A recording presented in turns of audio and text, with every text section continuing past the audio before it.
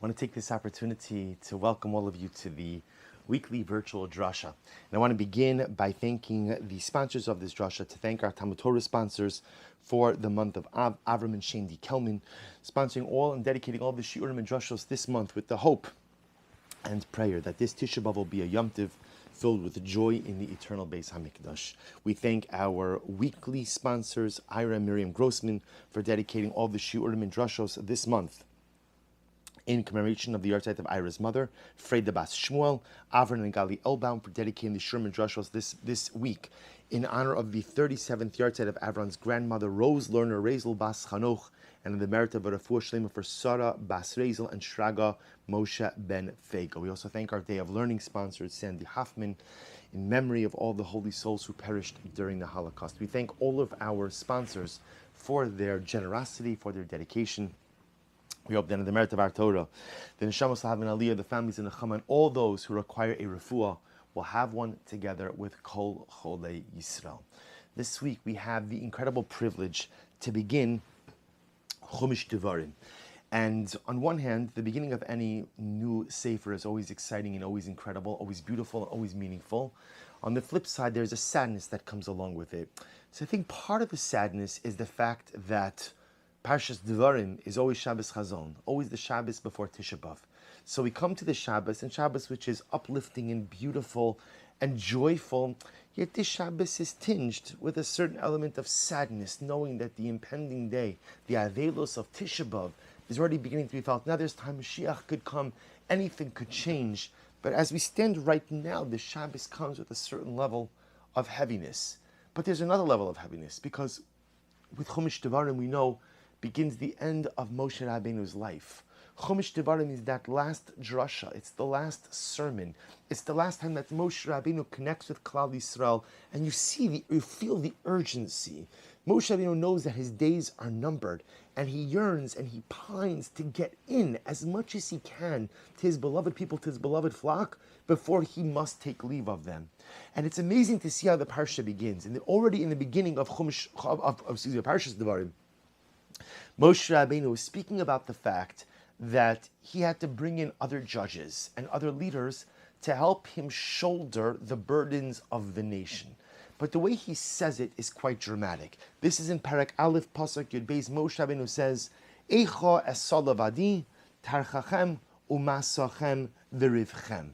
So literally translated, how can I shoulder alone? How can I carry alone?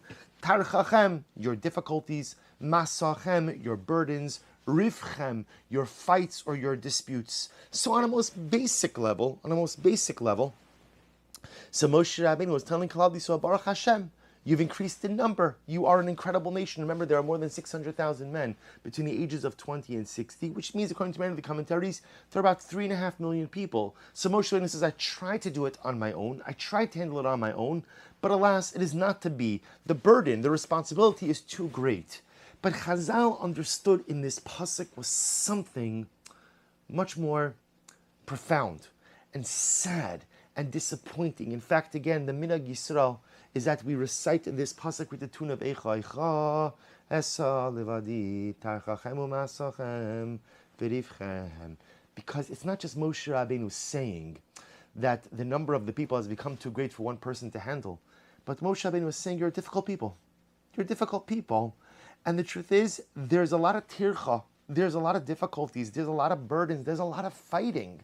And so Moshe Rabbeinu essentially says to Klal Yisrael, again in a little bit of veiled musar, it hasn't been easy. The last 40 years have not been easy. The last 40 years at times have been overwhelming. The last 40 years at times have been too much for me to handle. And I tried. There was a while where I tried to handle it all by myself. So remember back in Chumash Shmos, Yisrael was the one who first came to Moshe, and he said to Moshe, Naval Tibol, what are you doing? What are you doing? You're going to burn yourself out. You're going to run yourself into the ground. This is not a one-man job. You have to create a system of judges. You have to create an infrastructure. But you see something beautiful. Moshe Rabbeinu was so in love with his people that at first he wanted to go and handle it all by himself. That was his machshava. I'll handle this. I'll deal with this. I'll take care of this. It's only when it becomes too overwhelming that Moshe Rabbeinu has to say, you know what, I can't do it myself. Yisro says, you can't do it yourself. Others say to Moshe, you can't do it yourself. And Moshe says, it almost seems as if Moshe Rabbeinu on one hand feels like he has failed.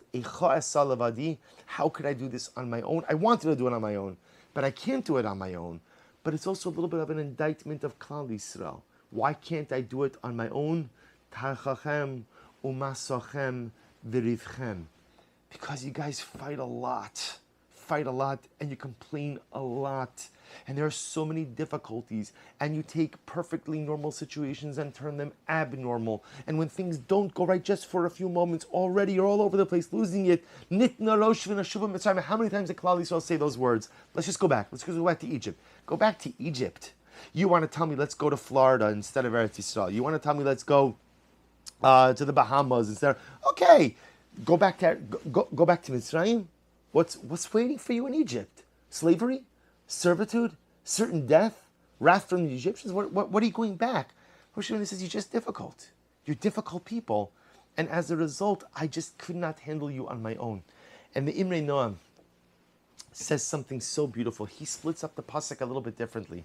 The Imrei Noam writes, and I read to you, he says, Moshe Rabbeinu amar lam libnei Yisrael, Masha taloi be'esek ha'churban va'geula, anochi levadi asa azos, va'alechem einenu mutal, ela letakin es hariv, v'hamachlokes, v'sinas chinam shebachem, v'zeu omro, tarchachem, umasochem, v'rivchem. So this is incredible. The Imrei Noam, he puts almost like a comma in there.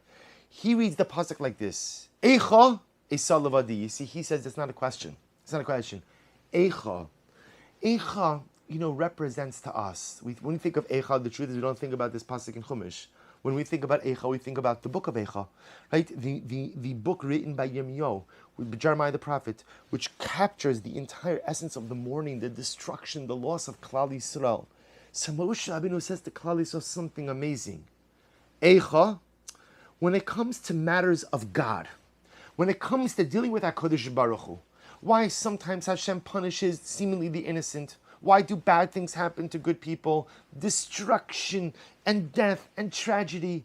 Eicha, when it comes to God, those issues, remember the word Eicha, can also be read as Ayaka, where are you? When it comes to matters of HaKadosh Baruch Hu, how the Ribbon Shalom runs the world, and why sometimes things appear to be unfair, Eicha, Esa Levadi. That motion, let me handle that. I'll be your representative to HaKadosh Baruch Hu. I'll deal with all of the difficult theological issues. I'll deal with all of the challenges. I will lobby Hashem on your behalf to make sure that He does good by Klal Yisrael. That's my commitment to you. So what's your responsibility? Tarchachem umasachem v'rivchem.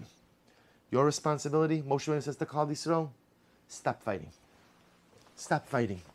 Learn to get along with each other. So Moshe Rabbeinu says, in the beginning, I wanted to take all the responsibility upon myself. I was going to go ahead and be the representative of Klal Yisrael to HaKadosh Baruch Hu, lobby on your behalf whenever difficult times came about. And I was also going to be the peacekeeper, the one who kept the peace between Jews, the one who kept shalom, the one who kept everyone in line, everyone behaved, everyone treating each other nicely. And Moshe Rabbeinu says, I can't do it. I can't do both jobs. See, here's what we're going to do. Eicha esa levadi. The Eicha, the Ayeka, the theological issues, the Ribono Shel Olam, and how He acts and reacts towards us, esa levadi. I'll carry that my own. I'll deal with that. What I ask of you is tarchachem umasachem v'rivchem. What I ask of you, Klal Yisrael, is take care of yourselves. Stop the fighting. Stop the bickering. Stop the senseless hatred. Stop the animosity. Stop deconstructing each other. Because you see, my dear friends, the greatest threat to Klal Yisrael has never been an external nation. The greatest threat to us was never the Persians, the Babylonians, the Greeks, the Romans, the Nazis, Yimach Shalom B'Zichram, the Palestinians. That's never been the greatest threat to Klal Yisrael. The greatest threat to the Jewish people are the Jewish people. Because sometimes what we do to one another is more horrific than what anyone else does to us. The fact that the nations of the world don't like us, better stated, the fact that the nations of the world often despise us, and that in the eyes of the nations of the world, Jewish blood is cheap, that's not a chiddush. That the Gemara already says, Klalu Esav Sonias Yaakov. That animosity, for whatever the reason, is built into the very fabric of the universe. For whatever the divine plan with that is, that animosity is there. What's truly tragic is when Jew turns against Jew. Like the Gemara tells the story of Kamsa Bar Kamsa.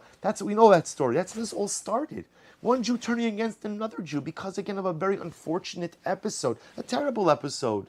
Sometimes what we do to each other is worse than what anyone else could do to us. And so Moshe, this is the Klal Yisrael, I can do a lot of things for you guys. I can help out in many ways. I can lobby God, and Moshe, remember, has lobbied God successfully. Moshe was the one who lobbied God in the aftermath of the golden calf. Moshe was the one who lobbied God in the aftermath of the sin of the spies. Moshe Rabbeinu has an excellent track record when it comes to defending Klal Yisrael in the eyes of the Ribbon Shalom. So Moshe Rabbeinu proposes a splitting of responsibilities. I will take care of the national agenda with God, but you, Klal Yisrael, I ask you, Tarchachem u'masachem b'rivchem. You got to iron out your differences. You got to figure out how to get along. You have to figure out how to go ahead and stop fighting, stop bickering, stop tearing each other apart. And my dear friends, isn't it truly tragic that we still haven't figured this out to this very day? The Gemara says that the Beis HaMikdash was destroyed because of sinas chinam, because of baseless hatred. And yet that's something we still contend with today. Different factions of Jews, different streams of Jews, finding an inability to coexist. In fact, I think probably one of the most amazing byproducts of COVID-19 of these last couple of months within Klal Yisrael has been an incredible level of unity, an incredible level of achdus. But they'll find a vaccine. And unfortunately, when you cure one disease, another disease takes its place. And I shudder to think that maybe when the vaccine is here and everything goes back to quote-unquote normal, so will the chesed stop? Will the love stop? Will the interconnectedness stop? Halavai it won't. Halavai it won't. But I'm scared that maybe it will. The same problems that Moshe Rabbeinu faced thousands of years ago are the same problems that beset our people to this very day. Sinas chinam, baseless hatred, animosity, inability of Jews to get along with each other. Tarchachem u'masachem. I was preparing this drasha. I had like a couple of examples of sinas chinam, baseless hatred that existed. I don't want to go into it because the truth is it's not necessary. First, I don't want to speak lashon hara about Klal Yisrael, and I don't want to speak lashon hara about any segment of the Jewish people, because every segment and every stream and every Jew is beautiful, is precious, is holy. Yet sometimes we are fundamentally unable to get along with one another. That sinas chinam, that baseless hatred, is so powerful, so profound, to the point that even the great Moshe, and you know what I find amazing about this? Moshe Rabbeinu was up on a mountain 40 days and 40 nights. They didn't eat, they didn't drink. Moshe Rabbeinu was on a kiviyachol, grabbed God by the lapels and said, I'm not letting you go until you go ahead and forgive the Jewish people for the sin of the golden calf. Moshe Rabbeinu stared down pharaohs. Moshe Rabbeinu gets kiviyachol HaKadosh Baruch Hu to change his mind. And yet the one thing he couldn't do was to make shalom in Am Yisrael. He couldn't make peace between Jews. Now Aaron, his brother, had a lot more success, but even Aaron didn't have total success. Isn't that incredible? So the man who could face down pharaohs, and the man who could get God to change his mind, kiviyachol, is the man who still can't make peace within Klal Yisrael. Eicha es salavadi. I'll deal with God. Tarchachem u'masachem v'rivchem. But you, Klal Yisrael, you have to iron out your differences. You have to take ownership to fix this sinas chinam, to fix this baseless hatred. And isn't this what we're trying to do today? Meaning it's the 9 days. We're just a little bit away from Shabbos Chazon and then Emir Hashem. Next week will be Tishvan. I say Emir Hashem because remember, every day that goes by brings us closer to Geula. So we look forward to every day. Every day is one step closer to Mashiach. And once again, we're going to mourn for all that which we have lost.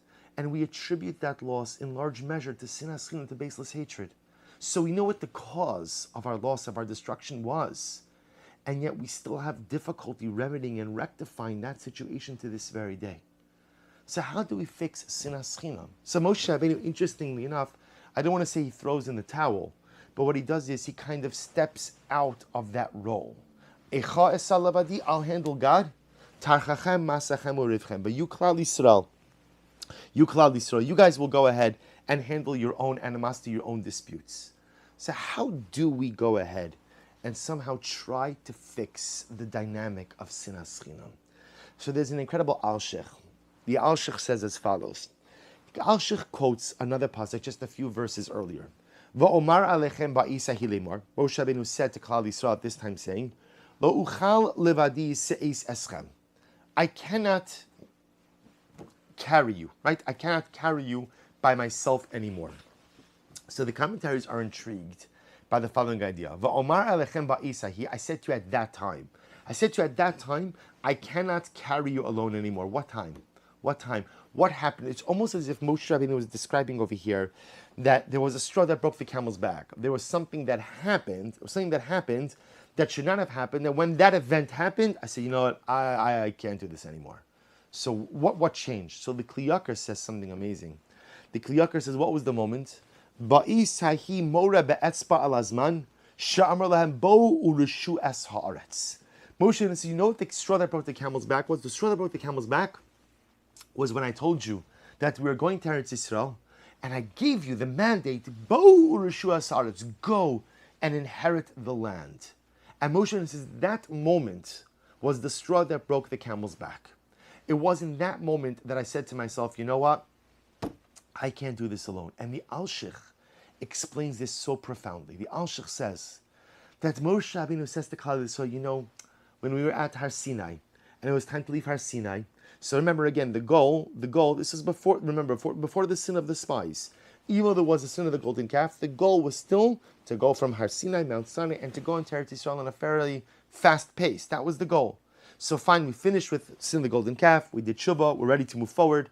So what happens? Moshe Rabbeinu says, I told you, Pinu usu ulachem, time to go into the desert, let's go. And I said, and I said to you, Klal Yisrael, see, Kadosh Baruch Hu has placed the land before you, go and inherit it. And says Moshe Rabbeinu, do you know what happens when I told you, go and inherit the land? So the Alshich writes, Ki afilu tshuva uma'aneh lashon lomar kei na'aseh lo amru. You, Klal Yisrael, were expressionless. I told you, it's time to leave Mount Sinai.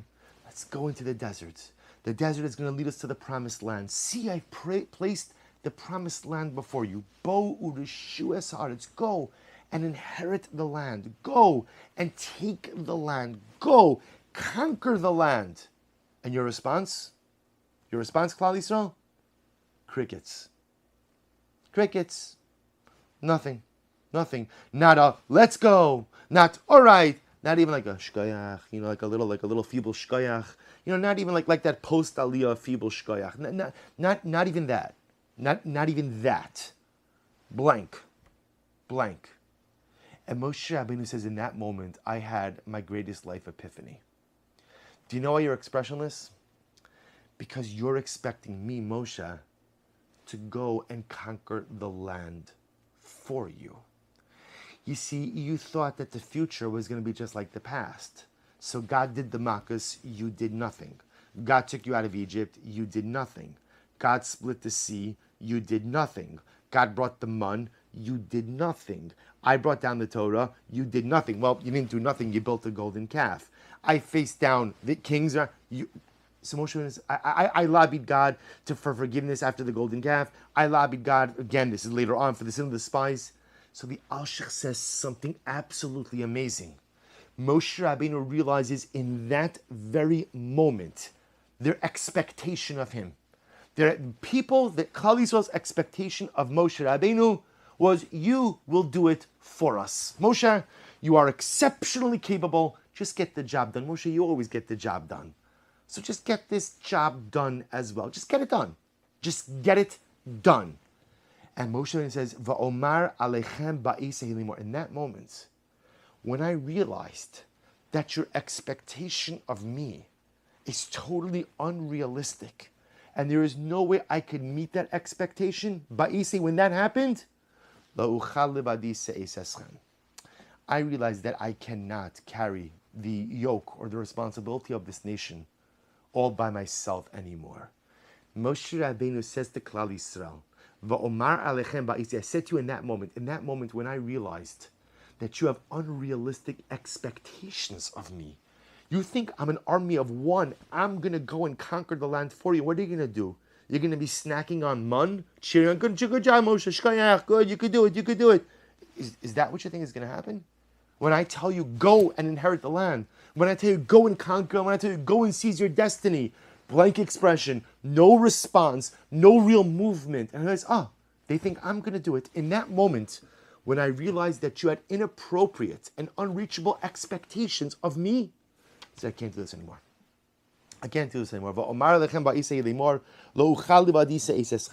I realized in that moment, I cannot do this anymore. I'm sorry, Klal Yisrael. I love you. I care about you. But at the end of the day, now we're going to have to find other people to help out over here. And I think that something amazing unfolds over here. That Moshe Rabbeinu has that moment in our relationship where he realizes that the people with whom he is in a relationship have unrealistic expectations. How often do we do this to our relationship partners? Right? How often does it happen that a wife somehow wants her husband to know what she's thinking, even though she doesn't say it? You know, if you love me, you would know. If you love me, you would know. If you love me, you would know what I was thinking. If you love me, you would know what I was thinking. If you love me, this is the best line. If you really loved me, you would know what I need without me even having to ask for it. That's called telepathy or nevuah. That's not called being a good husband. There are many people who are very good husbands, but they're not mind readers. Yet, sometimes a spouse creates an expectation. Whoever said that just because you love someone, you understand how they think or what they're thinking or what they want without them articulating it for you? Or how many times does it happen that a husband expects that when he comes home that a wife is going to greet him with a smile? She's going ahead and balancing a career, a family, a house, a million different things. But 1 second, but aren't you happy to see me? Aren't you happy? Don't I deserve a warm greeting when I come into the house? Or dinner or this or that? Is that really a realistic expectation? How many times do we want the Rebbe or the Mora in school to give my child exactly what it is that they need? There's a whole classroom, and the Rebbe or the Mora is stretched in a million different directions. And you may have known, but chinuch doesn't often pay all that much. And so the Rebbe and Mora is maybe doing a bunch of other things in order to be able to support their family. But you should know what my kid needs and give everything to my child. Unrealistic expectations. How many times do we have expectations of our children, wanting our children to be more mature than we were when they were their age, right? How many times parents get upset at children for immaturity? You were 10 times more immature and more reckless than your kid when you were that age. But we are incredibly adept at historical revisionism, right? We're historical revisionists. That the way I remember my childhood is that I had 3 jobs by the time I was 14, and I was working 18-hour days. I finished college, graduate program, doctorate, postdoctorate, residency, everything else, and still made time to learn and do chesed and everything else. You didn't do any of that. You were a bum until you woke up at some advanced age, whatever it might be. You didn't really accomplish it. But again, I hold my child to a different expectation. I want my friends to be there for me, no matter when and no matter what I need. And sometimes people don't meet these expectations. So the husband is not a mind reader. And the wife can't always put a smile on her face because she's kissed to keep a lot of balls in the air. And the Rebbe can't be everything to everyone. And the child feels like a failure because he can't measure up to the unrealistic expectations. And the friend can't always be there because the friend has a life of his or her own. And so when people don't meet our expectations, we become disillusioned. My husband doesn't love me. My wife's not really vested. The Rebbe is not so great. The friend is not a real friend. And we become filled with resentment. Instead of realizing that perhaps our expectations are unrealistic. I'll focus on the realm of shalom bayis for just a moment. I'm not a therapist, but I can't tell you how many times I've seen over the years of couples who have marital strife simply because of unrealistic expectations. A husband or a wife comes into a marriage with a conception of what the spouse should be, and the spouse doesn't measure up. Well, who said your expectations are correct? Who said your expectations are realistic? Who said your expectations are grounded in the reality, A, of general life, and who says they're realistic for the person who you married? And we become disillusioned, we become upset, and sometimes in life, what you have to do is take a step back and readjust your expectations. Moshe Rabbeinu feels the need to include more people in their leadership structure, because va'omar alechem ba'es hahile, more in that moment, when I realized that you have unrealistic expectations of me, I said, la'uchal lebadise esaschem. When you think I'm going to conquer Eretz Yisrael for you, I realize, oh my gosh, I can't do this myself. I have to bring in someone else. Simply too much for me to handle this. And my dear friends, I believe that this is at the core of so much sinas chinam. One of the reasons that we have so much animosity. One of the reasons why there's so much negativity. One of the reasons why there's so many frayed relationships. Again, be it in our nuclear family, be it in our community, is because at the end of the day, we often have unrealistic expectations of people. And when people don't meet that expectation, not because they failed, it's because the expectations were wrong from the beginning. The expectations were inappropriate from the beginning. How much happier we could be in life, how much better my marriage would be if instead of creating this framework, I took a step back and I said, well, is that framework correct? Is that expectation correct? Could my loved one live up to that expectation? And is that expectation even really appropriate? How much better we could get along with people in general if we're willing to take a step back and re-examine the expectations we have. How much different our history would have been had Klal Yisrael readjusted their expectations of Moshe Rabbeinu. You know, I read about something called the South Indian monkey trap. South Indian monkey trap was a way that hunters used to catch monkeys. How would you make a South Indian monkey trap? They would take a coconut, hollow out the coconut, and put food inside the coconut, let's say rice or something that the monkey likes. So what would happen? So the monkey would go ahead and put his hand into the coconut to grab the food. And of course, the monkey is conditioned to think, right? Like most of us, once you get the food, you close your hand, you clench your fist. The problem is, the opening of the coconut was not large enough to get out a clenched fist. Yet the monkey was so fixated on holding onto the rice, holding onto the food, that the monkey never thought, let me just unclench my fist and get my hand out. And so the monkey would remain stuck there, right? Caught, trapped, until the hunter came. And what an incredible metaphor for life. So many times we put our hand into the coconut, I grab the food, and now I'm stuck. I create expectations of people, and those expectations may be unrealistic, and they cause friction in so many life relationships. So I have a choice. Too many of us choose to be the monkey. So we sit there, clenched fist, stuck in the coconut. I'm going to pull, I'm going to push, I'm going to kretz, I'm going to this, and I'm schwitzing, and I'm this, and I'm yelling. Doesn't make a difference. You're not getting your hand out of that coconut. As long as you're choosing to hold on to that which is in your fist, as long as you are maintaining that this is mine, this is how it is, and you're unwilling to open up your hand and change, you are trapped in the coconut, you're a goner, right? The hunter will get there, say your vidui, you're done. That's it. Or a person could choose to let go. Sometimes you let go of the food, you let go of the rice, you let go of the bananas, you let go of the expectations. And when you let go of the expectations, it's amazing how you could pull your hand out and you could pivot to a new life reality. It's just a question of, are you focused on holding on to what you know, how you know it, the expectations you have created? Are you willing to let go, start again, reformulate those expectations, recreate those expectations, or sometimes maybe not even have expectations? Are you the monkey who holds on and is unwilling to unclench the fist? Or are you willing to let go and reframe the way you look at the world, the way you look at others?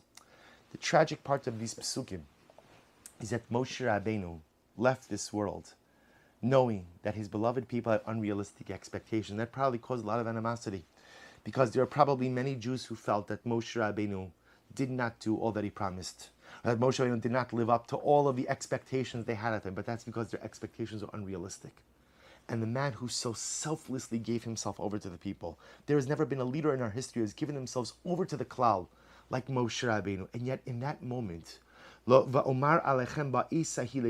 moment, Moshe Rabbeinu was faced with the reality that I am set up for failure because their expectations of me are simply unrealistic. And in that moment, I can't deal with you. I'm going to have to get other people to help out because the expectations are unrealistic. And if we loop this back, you want to know how to end sinas chinam? How do we end baseless hatred? There are many different pieces to that puzzle and many different parts to that solution, but at least on one level, readjust expectations. We have so much, many of us have so much friction, relationship friction in our lives because we've created a relationship construct, an expectation construct of our loved ones, of our spouses, of our friends, of our teachers, of our co-workers, of everyone. And people don't measure up to those expectations, and we're angry, and we're resentful, and we're upset, and we're disappointed, and we're let down. And those feelings lead to animosity and chas v'sholom, to hatred, which leads to pirut, to separation, factionalism, sectarianism, all the things that beset our people.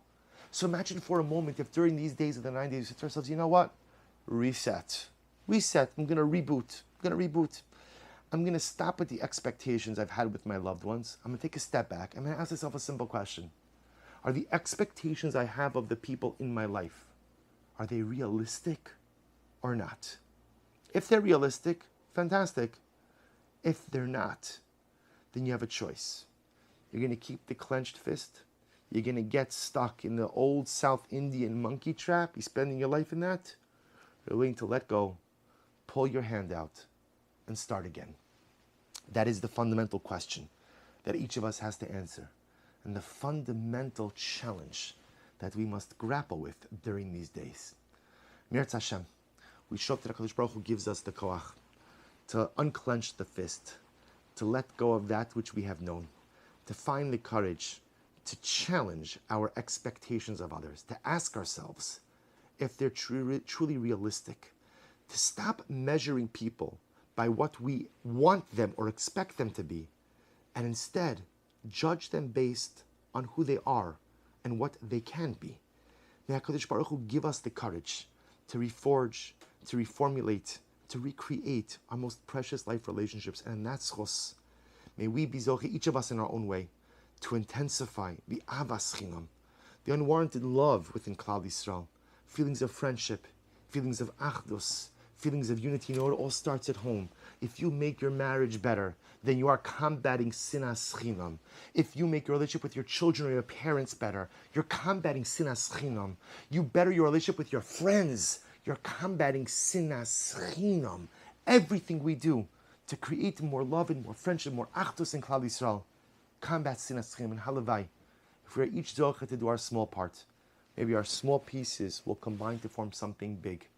Maybe Mirz Hashem, in the merit of the tidal wave of achdus, of unity, of national love that will ensue, Kadosh Baruch Hu will have no choice but to finally bring the Melech HaMashiach Mihira B'Yameinu. Amen. Wishing everyone a good and Erev Shabbos and a beautiful and restful Shabbos Kodesh.